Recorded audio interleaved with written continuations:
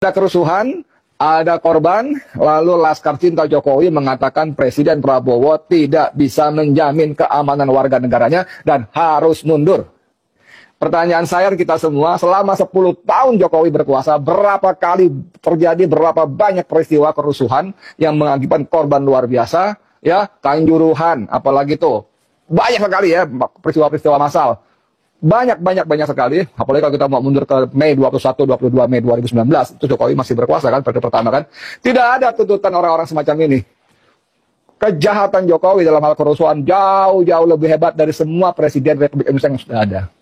Tapi ada pemantik kerusuhan 2 hari, 25 dan 28 Agustus, kemudian orang-orang ternaknya Mulyono, para penyembah Mulyono, Joko Widodo ini, kemudian berteriak, Prabowo mundur. Nah teman-teman sekalian, ini sekali lagi justru menjadi konfirmasi prediksi sejumlah kalangan dan banyak kalangan yang mengatakan bahwa aksi-aksi kemarin 25 dan 28 Agustus itu ditunggangi oleh geng Solo.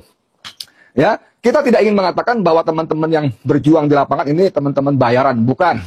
Teman-teman yang mencari nasi bungkus, uang saku dan sebagainya, bukan. Kita percaya, sebagian besar dari mereka percaya kita bahwa mereka berjuang ke jalanan tulus. Karena merasa marah dengan kelakuan para elit kita, terutama anggota dewan kita, yang bermewah-mewah di saat rakyat digencat segala macam kemiskinan. Ya, kita paham mereka tulus, mereka sungguh-sungguh, mereka ikhlas. Cuman ketulusan, kesungguhan, keikhlasan mereka itulah yang kemudian dimanfaatkan, ditunggangi, dikapitalisasi oleh geng Solo untuk tujuannya seperti yang disuarakan. Prabowo turun, ya kan? Dan sebelumnya kan kita tahu PSI kan ada perempuan itu yang caleg gagal itu secara terbuka berkali-kali di media sosial meminta rakyat mendesak supaya Prabowo Subianto turun. Nah, ini menjadi gini. Kalau saya melihatnya bahwa peristiwa ini adalah peristiwa yang menunjukkan Allah bekerja, ya. Allah tunjukkan pada kita Indonesia siapa sebetulnya Jokowi, apa yang dia lakukan di Solo sana dengan tangan-tangan gelapnya, dengan tangan-tangan birokrasi yang masih dia miliki untuk mengganggu Prabowo Subianto dengan tujuan Prabowo sebisa mungkin, sesegera mungkin mengundurkan diri atau diberhentikan atau dimundurkan sehingga anak kesayangannya Gibran Raka Buming Raka resmi menjadi presiden. Dan kita paham betul kalau Gibran yang menjadi presiden, maka presiden sesungguhnya adalah Joko Widodo, Luhut Binsar Panjaitan, oligarki RRC Peking, ya. Jadi si bocah Samsul ini cuma sekadar simbol aja, dan sesungguhnya yang bekerja, yang mengendalikan negeri ini adalah Joko Widodo. Ada LDP, ada gerombolan segala macam, lalu ada oligarki, ada RRC. Nah, kita lihat bagaimana respon netizen ya. Kata Kartika, ya, namanya ganti saja jadi Laskar Penjilat Jokowi. Ya. Kalau Prabowo mundur, emang Fufu Papa bisa naik. Bocah tua Fufu Papa orang mikir, plonga-plongo, halusinasi, ekonomi meroket itu sangat tidak layak jadi wapres. SMA saja tidak lulus, awok. Ya kan? Luar biasa nih kalau netizen sudah bunyi ya. Lalu ada Anem Heritage, hahaha, wes ketok yang main siapa? Waspada, bahaya, laten, geng Kutaro 01. Ketok tuh, wes ketok tuh udah kelihatan ya. Sudah kelihatan, mereka selama ini sampai peristiwa semalam, mereka masih malu-malu, masih bersembunyi, masih ngeles segala macam. Tapi dengan statement bodoh semacam ini, ya, ya memang mereka dungu ya, tolol, jadi mereka bodoh. Mungkin bos-bosnya mungkin sudah mengatur dengan rapi, dengan mulus, seolah-olah murni, seolah-olah alami. Tapi karena orang-orang bodoh tolol seperti inilah, maka strategi yang mereka simpan rapi-rapi tadi, yang simpan diam-diam tadi, ternyata justru mereka buka sendiri. Prabowo tidak mampu menjaga keamanan rakyatnya, maka Prabowo mundur. Memang itu yang kalian kendaki dengan segala macam ya rekayasa yang kalian lakukan selama ini. Kemarin ada emak-emak itu, aku tidak itu. Langsung sedikit sabar. Sedikit aja. Sabar. Aku tidak pernah mengaku pendukung Prabowo. Ini terlalu ngawur. Tidak pernah mendukung Prabowo. Dari dulu aku konsisten sampai dia ngawur Sabar ya. Selesaikan jangan langsung menanggapi ya. Aku terusin. Tim kamu Dharma, sebentar dulu, jangan bikin kredit Komal Dharma. Biar dulu, silakan Chan. Selesaikan. Iya. Jawab. Iya, karena tadi dia nyebutin aku. Sekarang dia buka lagi nostalgia. Kami pendukung Prabowo 2014 2019. Itu masa lalu. Justru karena Prabowo berkumpul dengan kalian, Prabowo kalah. Prabowo dibersihin sama Pak Jokowi, didandanin yang bagus, biar cakep, biar ganteng, biar bisa jadi presiden. Jadi presiden. Yang nggak pengen siapa? Ya Laskar dengan teman-temannya itu. 2024 ini kita yang paling terakhir aja. Lah sekarang kok sok-sok bela-bela Prabowo? Apa? Intinya satu, siapapun yang berkaitan dengan Jokowi mereka nggak suka. Lu justru yang bantuin Prabowo jadi presiden itu Jokowi. Kau usul nih ya, pelan-pelan aja kalau ngomong. Loh, Ditata. sopo iki? Sopo iki? Iki sopo iki? Sudah saya bilang jangan nyeletuk. Sudah cukup kan ya, biar langsung.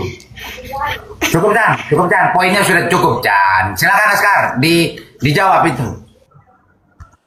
Kalau saya begini ya Bang Haliman ya, saya tetap mengkritik beberapa kebijakan Prabowo sampai hari ini.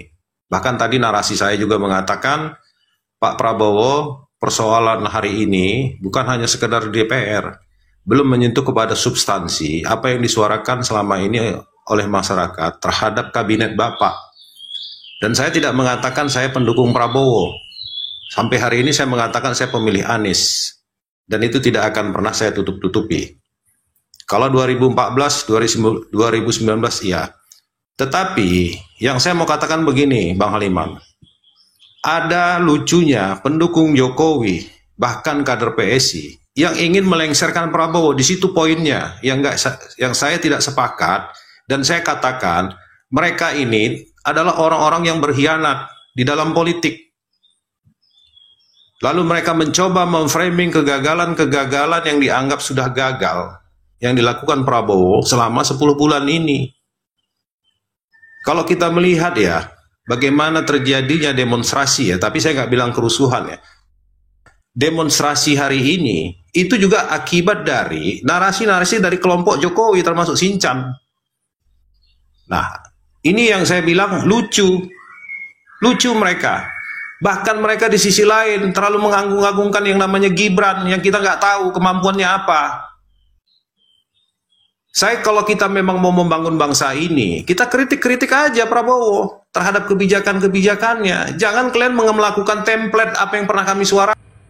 Halo teman-teman, kembali lagi bersama saya di channel ini. Salam inspirasi, salam NKRI, harga mati. Teman-teman, tentu saja kita sudah menonton yaitu cuplikan video sebelumnya, yaitu penyampaian Bapak tadi. Oleh sebab itu saya lebih tertarik untuk membacakan para pendapat teman-teman kita atau sebagian suara hati isi masyarakat yang menangkapi cuplikan video yang barusan saja kita tonton, agar kita satu sama lain bisa saling bertukar pikiran. Saya awali dari komentar teman kita Tris. Tidak ada mantan-mantan presiden yang kelakuannya kayak Jokowi. Sudah bukan presiden, masih saja ikut cawe-cawe dalam pemerintah. Ayo kawan-kawan, sebarkan ke berbagai media untuk rakyat tahu geng Solo bermain. Rakyat harus cerdas, terutama umat Islam, karena PKI gaya baru itu semakin bangkit saat ini. Hidup Presiden Prabowo. Di belakang Prabowo seluruh masyarakat Indonesia yang cinta tanah air dan membela kebenaran. Siapa orang-orang Laskar Cinta Jokowi? Harusnya Listio Sigit sebagai penanggung jawab keamanan dalam negeri dipecat karena tidak bekerja dengan baik. Samsul kebelet berkuasa, belum apa-apa langsung muncul. Inilah orang-orang yang bikin rusuh, mau dicari kemana lagi. Teman Jokowi kualitas Fakultas Kehutanan, skripsi manajemen ekonomi, hancur lebur reuni palsu mumul. Geng Solo, geng Kobra atau geng Bengek itu sudah jadi nasib seorang Wowo yang tidak sadar, tidak mau mendengarkan rakyatnya. Kalau Pak Prabowo berkhianat pada satu orang tidak salah. Pak Prabowo betul tidak berkhianat kepada rakyat. Beliau melindungi rakyat. Yang milih presiden itu rakyat, bukan karena siapa wakilnya, apalagi karena mantan penguasa, tapi tulus karena Pak Prabowo. Kita lanjut lagi, yaitu dari komentar teman kita, Ajen. Gibran nemui rakyatnya dengan tujuan pencitraan saja. Gibran tidak bisa berbuat apa-apa, ditanya tentang geopolitik saja tidak mengerti. Karena ada anaknya hoax, dia sebenarnya adalah benalu yang sesungguhnya. Kalau saya tidak heran demo kemarin ada orang Jokowi nyelinap ikut demo dan membuat suasana jadi kacau. Cara Gibran maju wapres kemarin aja kita semua harus sudah paham, bakal jadi pengganti Prabowo. Kecuali Gibran cukup usia ikut nyapres dan udah berbuat negara itu sah-sah aja. Ini dipaksakan berarti berjalannya waktu jadi wapres akan memaksakan juga harus jadi presiden. Begitu. Apa yang tak bisa dilakukan Jokowi selagi duit setoran masih banyak. Salahnya di mana? Orang tidak merugikan negara kok salah, yang lebih salah pada negara dan bikin kerugian kok malah koi bela. Itulah makanya kenapa strategi para menteri termul bertahan di kabinet Prabowo. Ini lagi ada dari komentar teman kita Rilmi. Betul sekali dan setuju, peristiwa demo mahasiswa itu murni tapi ditunggangi oleh geng Solo yang memanfaatkan momen untuk mengadu domba anak bangsa dengan aparat. Sebelumnya ada demo perempuan yang dari kader PSI mengancam dan menjelek-jelekkan Bapak Presiden Prabowo, dan beraninya itu cewek dan menurunkan Bapak Presiden Prabowo. Dikira rakyat itu bodoh, bego, kayak termul-termul. Ya, mereka-mereka lah yang bikin kegaduhan, yang memanfaatkan momen untuk menandai dan mengunggani demo yang murni jadi anarkis. Itu kan baser-baser pengkhianat. Hukum alam pasti berlaku, merasa dikhianati karena sebelumnya pernah mengkhianat partai PDIP dan tokoh yang menghadirkan dan membesarkan, bagaikan maling kundang yang mengkhianati ibu kandung. Presiden dua pilihan, yang pertama hidup Jokowi, Prabowo tamat, dan yang kedua adili Jokowi, Prabowo selamat, Indonesia aman. Pantau juga orang-orang PSI yang di luar negeri, utama Singapura. Yang penting biar Indonesia aman, tenang, tentram, dan damai, segera adili Jokowi dan makjulkan Gibran secepatnya. Terus berjuang Bapak Prabowo, jangan sampai Gibran atau Fufu Fafa naik menjadikan Presiden Prabowo. Hancurlah negeri ini dipimpin anak haram konstitusi. Karena ambisi menjadikan anak jadi petinggi di negeri, amit-amit deh, jangan sampai negeri ini dipimpin orang-orang licik yang ijazah SMA aja gak punya. Memang katanya sekolahnya di Singapura, tapi setelah dengan SMP di Indonesia, mending rusak negeri ini kalau SMP si Gibran jadi pejabat tinggi. Makin hancurlah negeri ini punya pemimpin yang berkompeten dan gak punya integritas. Yang penting adili Jokowi bersama kroni-kroninya, makjulkan Gibran dan ganti Kapolri. Insya Allah Indonesia tenang, tentram, dan damai, kembali berjaya kembali.